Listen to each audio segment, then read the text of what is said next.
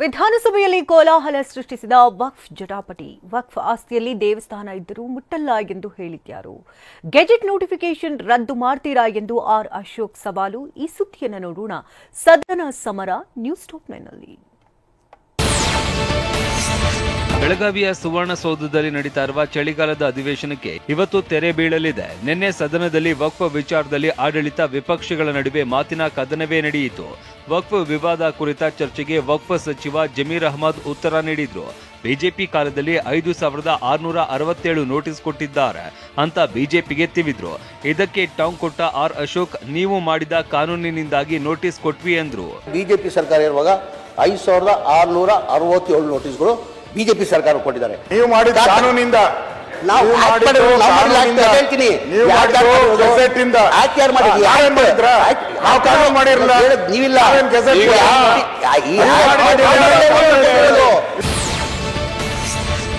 ವಿಪಕ್ಷ ನಾಯಕ ಆರ್ ಅಶೋಕ್ ಆರೋಪಕ್ಕೆ ತಿರುಗೇಟು ನೀಡಿದ ಸಚಿವ ಜಮೀರ್ ಅಹ್ಮದ್ ಸುಪ್ರೀಂ ಕೋರ್ಟ್ ಆದೇಶ ಉಲ್ಲೇಖಿಸಿದ್ರು. ಜೊತೆಗೆ ವಕ್ಫ್ ಕುರಿತ ಹಿಂದಿನ ಆದೇಶಗಳನ್ನ ಸದನದಲ್ಲಿ ಓದಿದ್ರು. ಇದೇ ವೇಳೆ ರೈತರಿಗೆ ತೊಂದರೆ ಕೊಡಲ್ಲ, ವಕ್ಫ್ ಹೆಸರಿನ ಆಸ್ತಿಯಲ್ಲಿ ದೇವಸ್ಥಾನ ಇದ್ದರೂ ನಾವು ಮುಟ್ಟಲ್ಲ, ನಿಮ್ಮಂತೆ ಮಸೀದಿಯಲ್ಲಿ ಲಿಂಗ ಹುಡುಕಲ್ಲ ಅಂತ ಬಿಜೆಪಿಗೆ ತಿವಿದ್ರು. ನಾವು ಯಾರು ರೈತರಿಗೆ ತೊಂದರೆ ಕೊಡ್ಬೇಕಂತೆಲ್ಲ ಯಾವ ದೇವಸ್ಥಾನ ನಾನು ಹೇಳಿದೆ, ಮೊನ್ನೆ ಕೌನ್ಸಿಲಲ್ಲಿ ನಾನು ಹೇಳಿದ್ದೀನಿ, ದೇವಸ್ಥಾನ ವಫ್ ಪ್ರಾಪರ್ಟಿದಲ್ಲೇ ಅದರ ದೇವಸ್ಥಾನ ಕಟ್ಟಿದ್ರು ನಾವು ಮುಟ್ಟಕ್ಕೆ ಹೋಗಲ್ಲ. ನಿಮ್ಮಂಗೆ ನಾವಿಲ್ಲ. ನೀವೆಲ್ಲೋ 200 ವರ್ಷ ಮಸ್ಜಿದಿ ಕಟ್ಟಿರ್ತೀವಿ, ಅದಲ್ಲಿ ಲಿಂಗ ಇದೆ ಅಂತ ಹುಡ್ಕೋಕ್ ಹೋಗ್ತಿರಲ್ಲ, ಆ ಥರ ನಾವು ಮಾಡಲ್ಲ. ನಿಮ್ಮಂತೆ ಮಸೀದಿಯಲ್ಲಿ ಲಿಂಗ ಹುಡುಕಲ್ಲ ಎಂದ ಸಚಿವ ಜಮೀರ್ ಅಹ್ಮದ್ ಮಾತಿಗೆ ಕೆರಳಿದ ವಿಪಕ್ಷ ನಾಯಕ ಆರ್ ಅಶೋಕ್, ಮುಟ್ಟಲ್ಲ ಅಂತೀರಾ, ಶ್ರೀರಂಗಪಟ್ಟಣ ದೇವಸ್ಥಾನಕ್ಕೆ ಹೇಗೆ ನೋಟಿಸ್ ಕೊಟ್ರಿ ಅಂತ ಪ್ರಶ್ನಿಸಿದ್ರು. ಈ ವೇಳೆ ಆಡಳಿತ ವಿಪಕ್ಷ ಸದಸ್ಯರ ನಡುವೆ ಜಟಾಪಟಿಯೇ ನಡೆಯಿತು. ಶ್ರೀರಂಗಪಟ್ಟಣ ತಾಲೂಕು ಲಕ್ಷ್ಮೀ ದೇವಸ್ಥಾನ ವಕ್ಫ್ ಬೋರ್ಡ್ ನೋಟಿಸ್ ಕೊಟ್ಟಿದ್ದೀರಲ್ಲ, ನಾವು ಮುಟ್ಟಕ್ಕೆ ಹೋಗಲ್ಲ. ನೋಟಿಸ್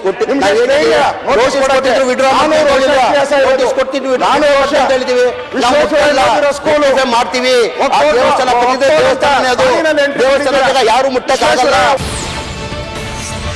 ವಕ್ಫ್ ವಿಚಾರವಾಗಿ ಗದ್ದಲದ ವೇಳೆ ಮಧ್ಯಪ್ರವೇಶಿಸಿದ ಸಿಎಂ ಸಿದ್ದರಾಮಯ್ಯ, ವಕ್ಫ್ ಆಸ್ತಿಯಲ್ಲಿ ದೇವಸ್ಥಾನ ಇದ್ರೂ ಅದನ್ನ ಕಿತ್ತುಕೊಳ್ಳಲ್ಲ ಎಂಬ ಜಮೀರ್ ಮಾತಿಗೆ ಧನಿಗೂಡಿಸಿದ್ರು. ಆದ್ರೆ ಇದಕ್ಕೆ ಒಪ್ಪದ ಅಶೋಕ್, ಗೆಜೆಟ್ ನೋಟಿಫಿಕೇಶನ್ ರದ್ದು ಮಾಡ್ತೀರಾ ಅಂತ ಮರು ಪ್ರಶ್ನೆ ಹಾಕಿದ್ರು. ದೇವಸ್ಥಾನಗಳಿಗೆ ಅದು ವಕ್ಫ್ ಪ್ರಾಪರ್ಟಿ ಇದ್ರೂ ಕೂಡ ದೇವಸ್ಥಾನದ ಪ್ರಾಪರ್ಟಿಗೆ ದೇವಸ್ಥಾನ ಮಾಡ್ಕೊಂಡಿದ್ರೆ ಆ ಪ್ರಾಪರ್ಟಿಗಳನ್ನ ವಾಪಸ್ ತಗೊಳ್ಳಲ್ಲ. 74ರಲ್ಲಿ ಒಂದು ಗೆಜೆಟ್ ಆಗಿದೆ, ಆ ಗೆಜೆಟ್ ರದ್ದು ಮಾಡಿದ್ರೆ ಇದಕ್ಕೆಲ್ಲ ಮುಕ್ತಿ ಸಿಗ್ತೈತೆ. ಇಲ್ಲ ಅಂದ್ರೆ ತಿರ್ಗಿ ಇನ್ನೊಂದಷ್ಟು ದಿನ ಹೋದ್ಮೇಲೆ ತಿರ್ಗಿ ಇನ್ನೊಂದು ನೋಟಿಸ್ ಕೊಡ್ತಾರೆ.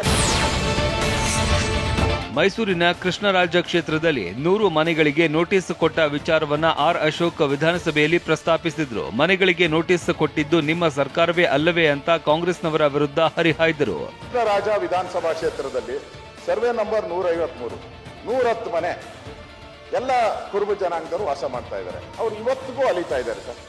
ಇವತ್ತಿಗೂ ಬಸ್ ಮಾಡಿಕೊಂಡು ಪ್ರತಿ ತಿಂಗಳು ನಿಮ್ಮ ಹತ್ರನೂ ಬಂದು ಮನವಿ ಕೊಟ್ಟಿದ್ದಾರೆ. ನೋಟಿಸ್ ವಾಪಸ್ ತೆಗೆದುಕೊಂಡ್ರೆ ಆಗಲ್ಲ, ಗೆಜೆಟ್ ನೋಟಿಫಿಕೇಶನ್ ರದ್ದು ಮಾಡಿ ಅಂತ ಬಿಜೆಪಿ ಸದಸ್ಯರು ಒತ್ತಾಯಿಸಿದ್ರು. ಇದೇ ವೇಳೆ ಚರ್ಚೆಯಲ್ಲಿ ಭಾಗಿಯಾಗಿ ಮಾತನಾಡಿದ ಆರ್ಗ ಜ್ಞಾನೇಂದ್ರ, ರೈತರು ಹೋರಾಟ ಮುಂದುವರೆದಿದೆ ಅಂತ ಹೇಳಿದ್ರು. ಇದಕ್ಕೆ ಪ್ರತ್ಯುತ್ತರ ನೀಡಿದ ಜಮೀರ್, ಅವರೆಲ್ಲ ರೈತರಲ್ಲ, ನೀವು ಸೃಷ್ಟಿ ಮಾಡಿದ್ದು ಅಂತ ಆರೋಪಿಸಿದ್ರು. ರೈತರು ಎದ್ದು ಬೀದಿ ಮೇಲೆ ಬಂದರು, ನಿಮಗೂ ಗೊತ್ತಿದೆ.